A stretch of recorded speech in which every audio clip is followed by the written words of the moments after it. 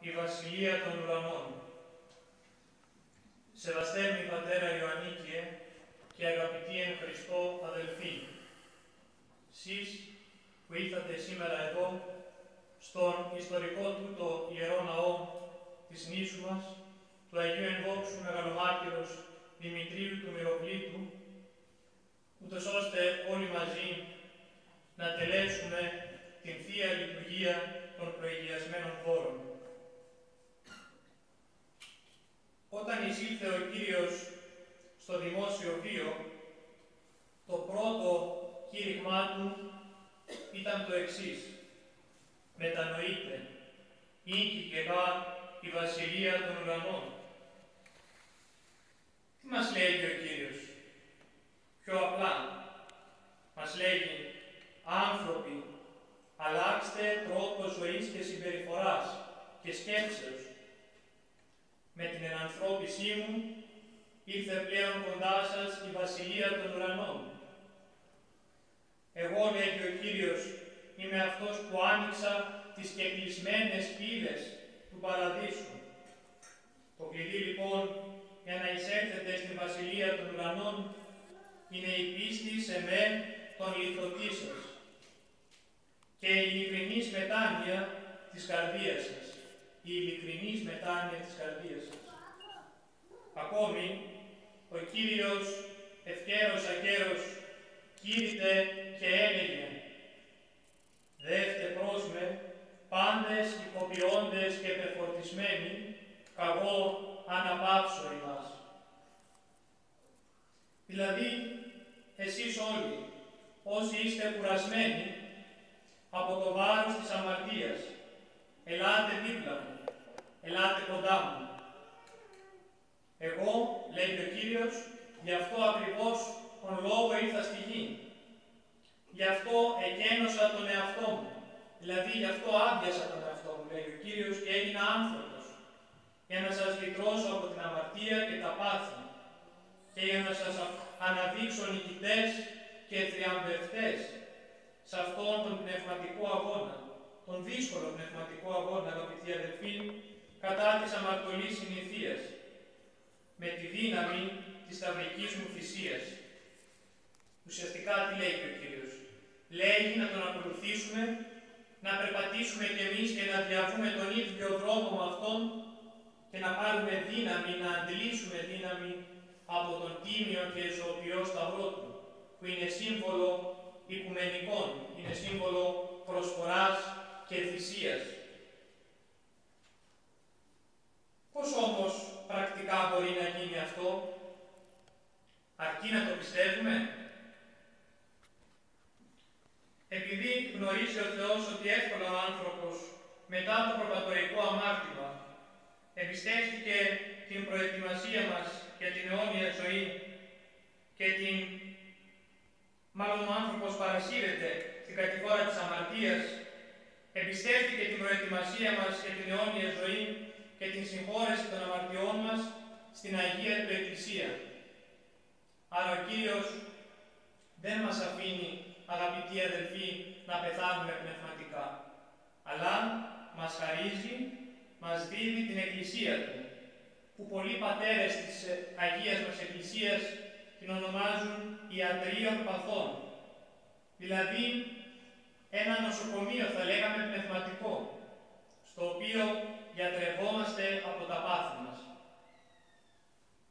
Μέσα στην Εκκλησία, αφού πρώτα συγχωρήσουμε ο ένας τον άλλον, όπως ο ίδιος ο Χριστός μας δίδαξε στην όμορφη αυτή προσευχή στο Πάτερ ημών, στην Κυριακή προσευχή, ζητάμε τη συγχώρεση και από το Θεό διαμέσου του πνευματικού μας Πατέρα, του ιερέα μας, του εξομολόγου μας, ο οποίος έχει, θα λέγαμε, την ειδική άδεια ή αλλιώς την ευλογία από τον επίσκοπο της περιοχής να τελεί, αγαπητοί αδελφοί, αυτό το φοβερό μυστήριο της μετανοίας και της Ιεράς Εξομολογήσεως και να δέχεται την εξαγόρευση των αμαρτιών και των λογισμών των πιστών.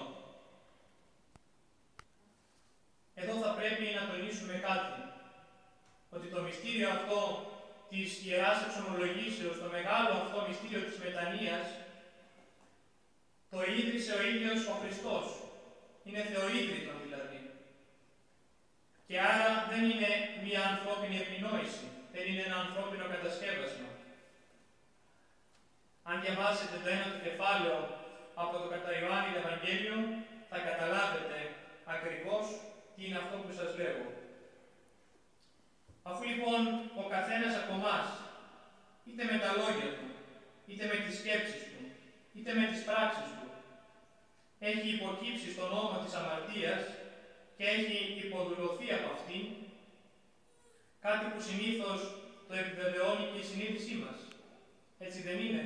Όταν αμαρτάνουμε και όταν η συνείδησή μας βρίσκεται σε εγρήγορση, θα λέγαμε, κατανοούμε ότι έχουμε αμαρτήσει και ελεγχόμεθα από τη συνείδησή μας. Και λένε οι πατέρες της Εκκλησίας ότι η συνείδηση είναι η φωνή του Θεού εντός μας. Είναι πολύ σημαντικό αυτό, να μην πορωθεί η συνείδησή μας, αλλά να μας ελέγχει. Μόνο τότε, αγαπητοί αδελφοί, θα αξιοποιήσουμε τη δυνατότητα για την άφεση των αμαρτιών μας, που χάρισε σε εμάς τους ανθρώπους ο ίδιος ο Χριστός. Ας αναζητήσουμε λοιπόν έναν δεύτερο πατέρα, μετά τον βιολογικό μας πατέρα. Δηλαδή τον πνευματικό μας πατέρα. Εμείς θα τον επιλέξουμε, ελευθέρως. Τον ιερέα της ενορίας μας.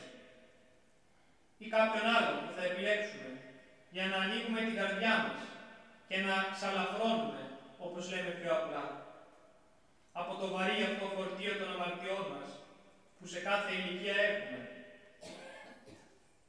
Ο πνευματικός μας πατέρας, έχοντας ευθύνη, αγαπητοί αδελφοί, για τη σωτηρία της ψυχής μας και για τη διαχείριση της μετάνοιάς μας, θα μας ακούσει με υπομονή. Θα προσευχηθεί για μας και με πολλή αγάπη θα μας δώσει τις κατάλληλες συμβουλές. Και εδώ λέμε συμβουλές και όχι εντολές. Ο Κύριος δεν επιβάλλει σε κανέναν τη χάρη του, αλλά αφήνει όλους τους ανθρώπους ελευθέρως να επιλέγουν. Τι λέγει? Λέγει ότι όστις θέλει ο πίσω μου ελθύν, δηλαδή όποιος θέλει και αν θέλει. Κανέναν δεν εξαναγκάζει ο Κύριος. Ο Κύριος δεν είναι ούτε τύραννος, ούτε δεσπότης, ούτε σατράπης. Αλλά είναι η αγάπη η ίδια, είναι η ελευθερία, είναι το φως, είναι η ζωή. Έτσι λοιπόν, ακολουθώντας τις κατάλληλες συμβουλές και νουθεσίες του πνευματικού, οι οποίες θα είναι χρήσιμες και ωφέλιμες για την πνευματική μας πορεία, θα μπορέσουμε να προχωρήσουμε και να προοδεύσουμε πνευματικά.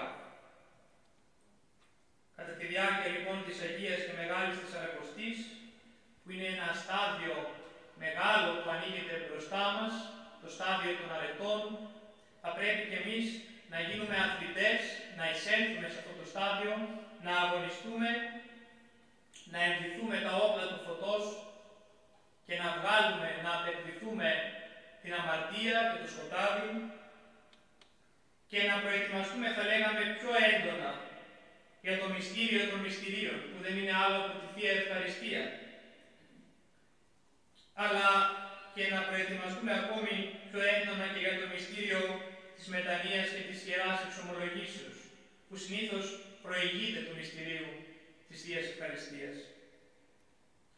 Ας προσέλθει λοιπόν, αδελφοί, όποιος επιθυμεί, ελεύθερα, χωρίς βία και καταναγκασμούς, έχοντας μέσα του πίστη και αγάπη. Όποιος βέβαια δεν νιώθει έτοιμος, όπως είπαμε και πιο πριν, μπορεί να τρέξει και να βρει το πνευματικό του. Να βρει, θα λέγαμε, μία ανάπαυση, να εξομολογηθεί. Και ο ιερέας βρίσκεται, αγαπητοί αδελφοί, πάντα εκεί. Είναι εδώ, είναι κοντά μας, είναι δίπλα μας.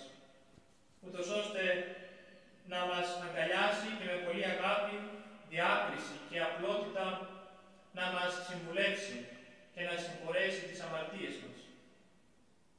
Και εδώ θα πρέπει να τονίσουμε το εξής, ότι ο ιερεύς δεν είναι εκπρόσωπος του Θεού επί της γης, αλλά είναι εκπρόσωπος των ανθρώπων προς τον Θεό.